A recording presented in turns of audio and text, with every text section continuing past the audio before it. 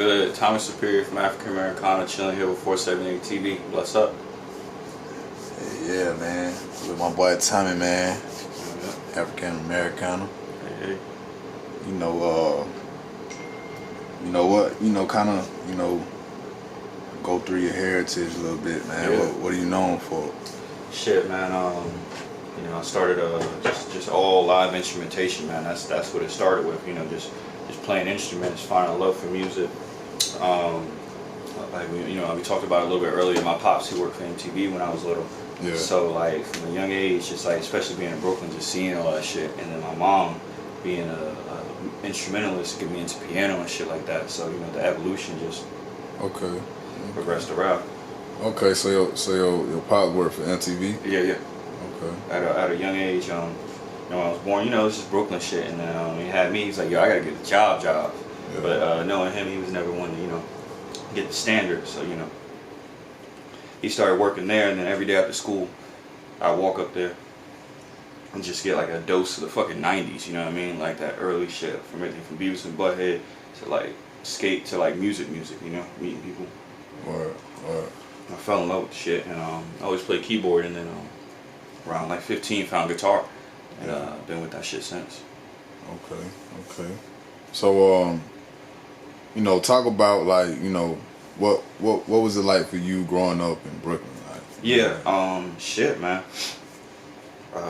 It was really just like culture, man. That's why when I go back now and it's gentrified, it's weird because just growing up, man, it was just like culture. So I had like Fleetwood Mac and shit from my mom, like like the AC/DC, like Rolling Stones rock shit, and then right around my pops listening to Public Enemy, Tupac, Biggie, of course, was present all the time. I was from there, and just like a New Yorker standard, man, it was just like a pride with it,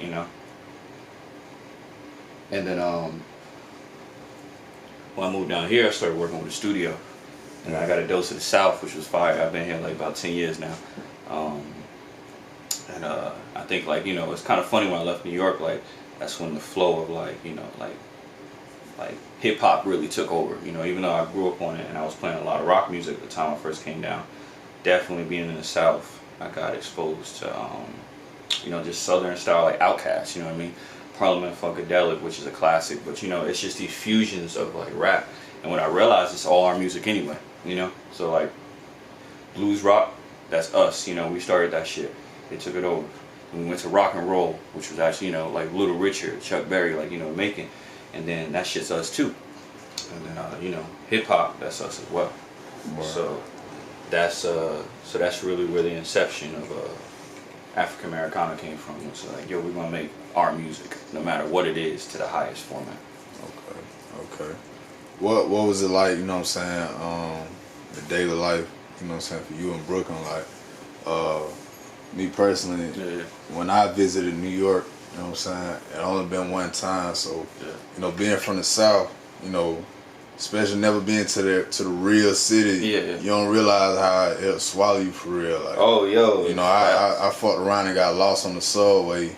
I was trying to get from the World Trade Center to Times Square and ended up in Brooklyn. Mm-hmm. And I'm telling you, like, if you ain't like a person from the South, like Manhattan and Brooklyn was night and day. Yeah. So kind of explain, like, what was the daily life like for growing up in Brooklyn? See, that's the shit I take for granted, man. Like fucking waking up, taking the train to school, corner store, get the chopped cheese. You know what I mean? Yeah. Like all the way down to like, I skated a lot. I skated a lot when I was in Brooklyn. Even when I eventually moved down to Jersey for a little bit, I skated. R.P. Howard Hunter, one of the founders of like Zoo York and that old Supreme shit. Okay. I started skating with him a lot. A lot.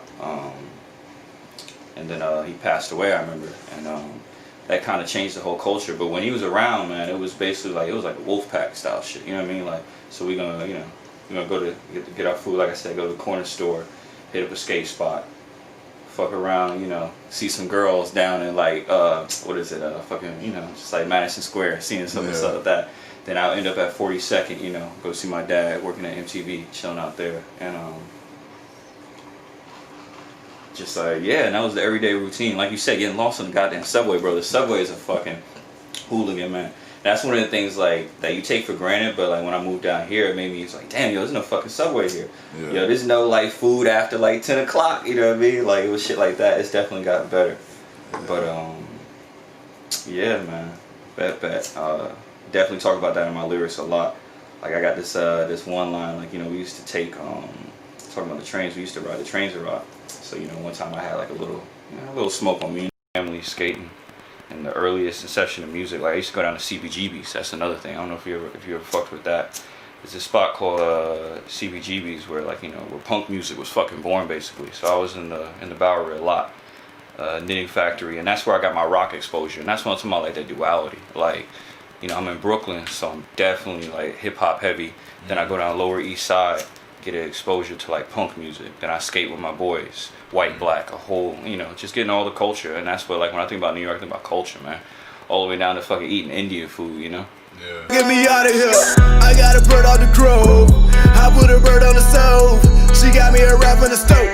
She like that I rap and I smoke. We match like Tonic and